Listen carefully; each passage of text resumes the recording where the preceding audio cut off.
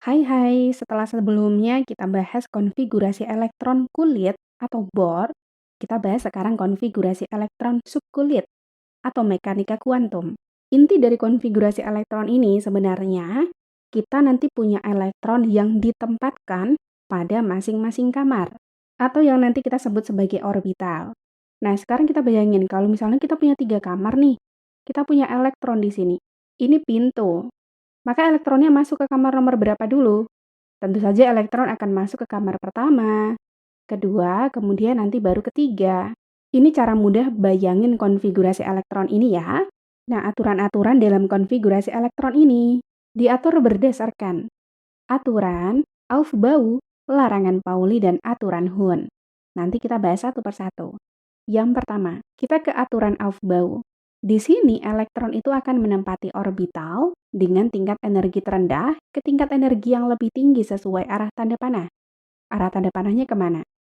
Nah, di sini kita sudah buat nih beberapa susunan sesuai dengan tingkat energinya nanti yang akan kita susun.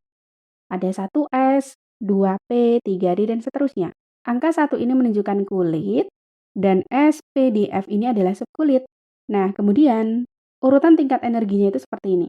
Yang paling rendah itu 1S, kemudian kedua S, lalu 2P, kemudian 3S, lalu 3P, 4S, dan seterusnya.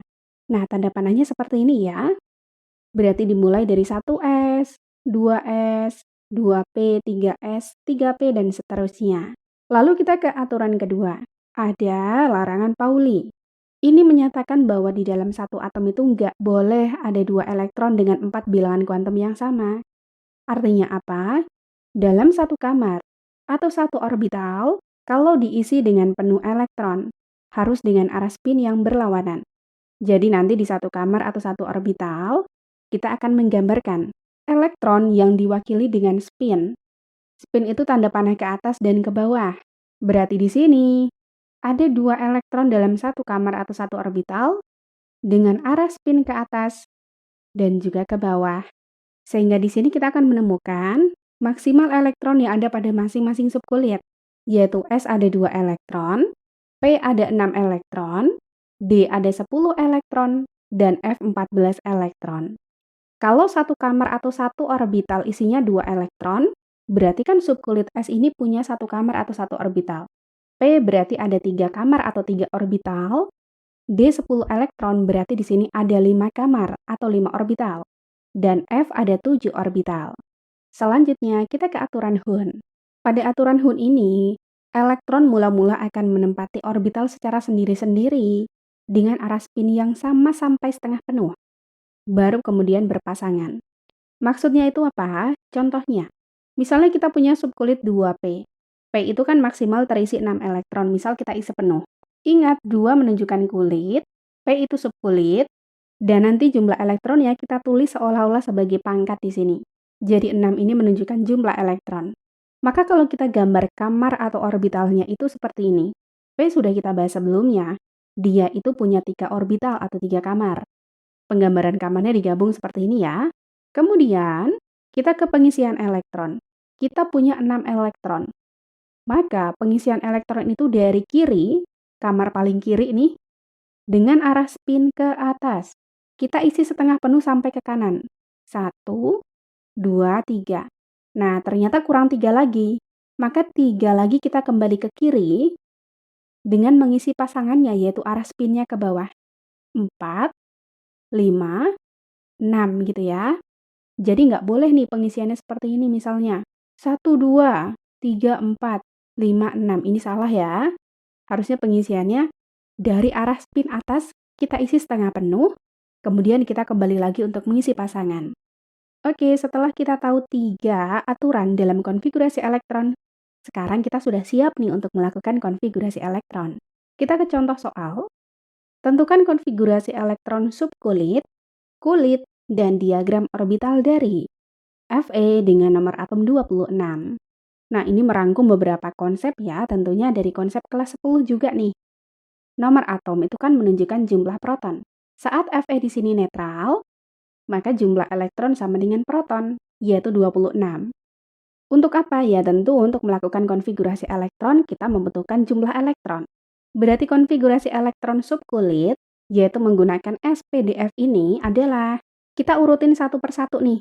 Dari 1s, 2s, dan seterusnya. Kita isi jumlah elektronnya penuh, baru nanti yang terakhir kita tulis sisanya sampai mendapatkan jumlah elektron 26.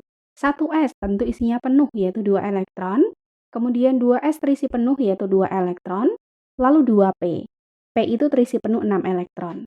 Masih 10 elektron nih. Lalu kita lanjut 3s. S itu penuh 2 elektron, kemudian 3p. P penuh 6 elektron, masih bisa. Ini kalau kita total, angka yang di atas ini menjadi 18. Masih kurang. Berarti ke 4s, S penuhnya 2 elektron. Kalau kita total adalah 20.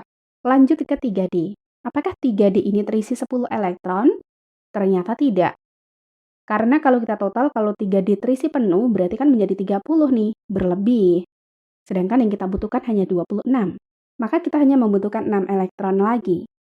Nah, berarti 3D isinya 6 elektron. Kita sudah selesai nih konfigurasi elektron subkulit. Nah, lalu gimana Kak kalau kita punya konfigurasi elektron ini? Kemudian untuk menentukan konfigurasi kulit, itu mah gampang ya.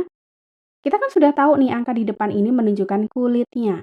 Ya kita susun aja berarti dari kulit pertama, kedua, ketiga, dan seterusnya. Konfigurasi elektron kulit, berarti kulit pertama, kita punya 2 elektron. Kemudian kulit kedua, kita punya 2 ditambah 6, yaitu 8 elektron. Kita susun. Kulit ketiga, di 3s, 3p, dan 3d, ada 2 ditambah 6 ditambah 6, yaitu ada 14 elektron. Kulit terakhir yaitu kulit keempat, di sini ada 2 elektron. Nah, berarti konfigurasi elektron kulitnya 2, 8, 14, 2. Konfigurasi elektron kulit ini adalah konsep yang telah kita bahas sebelumnya ya. Yang ketiga, kita tulis diagram orbital. Ya tinggal kita terjemahin satu persatu. Yaitu dari 1s2, S ada satu kamar atau satu orbital. Di sini isinya 2 elektron, kita tulis berarti 1, 2. Begitupun untuk 2s ada satu kamar, isinya 2 elektron. Kemudian 2p, P itu ada 3 kamar atau 3 orbital. Isinya 6 elektron, berarti 1, 2, 3, 4, 5, 6. Lalu 3s2, S ada satu orbital, isinya di sini 2 elektron. Kemudian 3p6, P ada 3 orbital, isinya 6 elektron. Lalu 4s2, S ada satu orbital, isinya 2 elektron. Kemudian 3d6, D itu ada 5 orbital, isinya 6 elektron, berarti 1, 2, 3, 4, 5, 6. Diagram orbitalnya seperti ini. Pembahasannya sudah selesai nih. Terima kasih, sampai jumpa di pembahasan selanjutnya.